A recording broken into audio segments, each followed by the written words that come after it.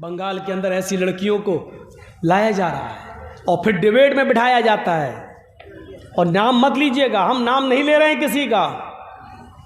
बंगाल की भी एक एमपी है टीएमसी की, बदकिस्मती कह लो कि वो एक हाजी की बेटी भी है। बाकायदा उसको डिबेट पे लाया जाता है, बिठाया जाता है और बाकायदा उसकी ज़बान से कहलवाया जाता है। और वो कहती है कि इस्लाम में कहाँ मना है, इस्लाम तो इंसानियत सिखलाता है। अगर हमने किसी गैर मुस्लिम से शादी कर ली तो क्या वो इंसान नहीं है? और इंसान का पाठ सबसे ज़्यादा तो हमारे धर्म ने, हमारे मजहब ने पढ़ाया है। ये इस्लाम का प्रचार करेंगी टीवी डिबेटों के अंदर, ये जाके इस्लाम का इंट्रोडक्शन कराएंगी और परिभाषा बतलाएंगी कि इस्लाम क्या है। ऐसे लोगों को बिठाया जाता है, ऐसे लोगों को। और बदकिस्मती से एक चैनल वाले ने मुझे भी बुलाया था। सोचा कि जर्जी साहब बहुत चैलेंज करते हैं, डिबेट बुलाऊं। गया, एक पर्चा मेरे हाथ में पकड़ा दिया। सवाल 5 मिनट के बाद कहने लगा कि पढ़ लिया सवाल। मैंने कहा जी करिए, इसका जवाब मैं दूंगा। उसने कहा नहीं आपको जवाब नहीं देना है। हमने कहा क्यों, क्या हुआ? उसने दूसरा पर्चा पकड़ा दिया। ये सवाल थे, ये जवाब है, आपको ये जवाब देना है। मैंने कहा सवाल भी आपके, जवाब भी आपके? कहा जी। मैंने कहा मेरा फ़ायदा? बोला 10,000 रुपये दे दूंगा बाद में। मैंने कहा सवाल आपके सख्त हैं, मुझे कबूल हैं, मंजूर हैं, लेकिन जवाब मुझे आपके मंजूर नहीं है। जवाब वो है, जवाब तो मैं दूंगा। बोले फिर आपको डिबेट में नहीं रखा जाएगा।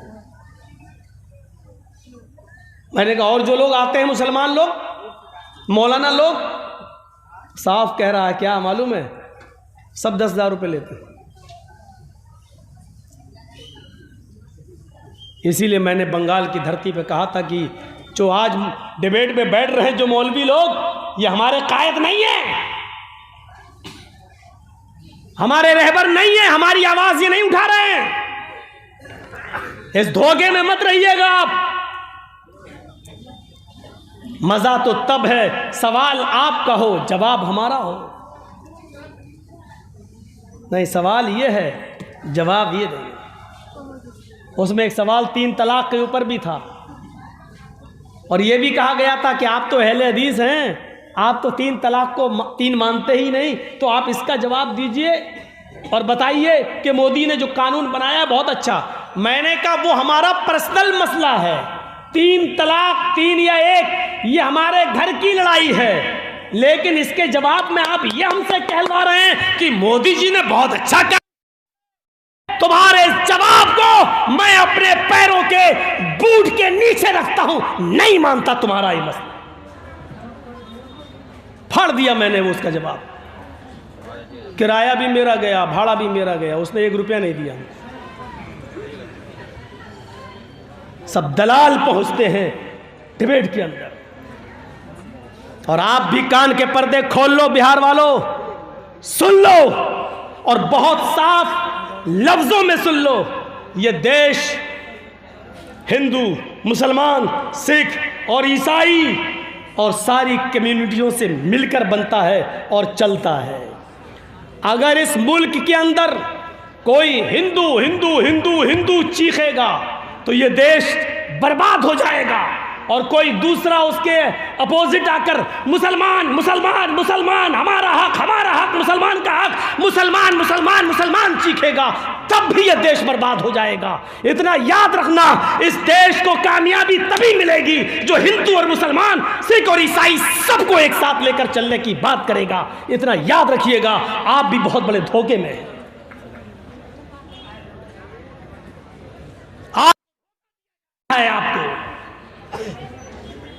आपको अंधेरे में रखा जा रहा है।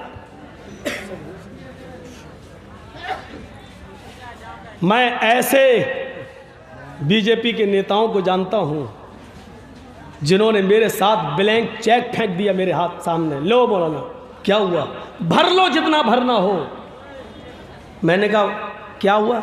कहने लगे मोदी को इतनी गाली दो, इतनी गाली दो। हमने क्या मतलब?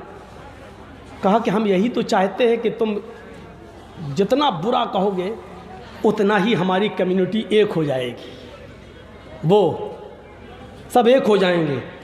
मैं तो हिल गया, मैंने कहा अरे बाप रे, अरे अल्लाह, ये इनकी प्लानिंग होती है, ये प्लानिंग, यानी गाली देने के लिए पैसे नहीं जा रहे।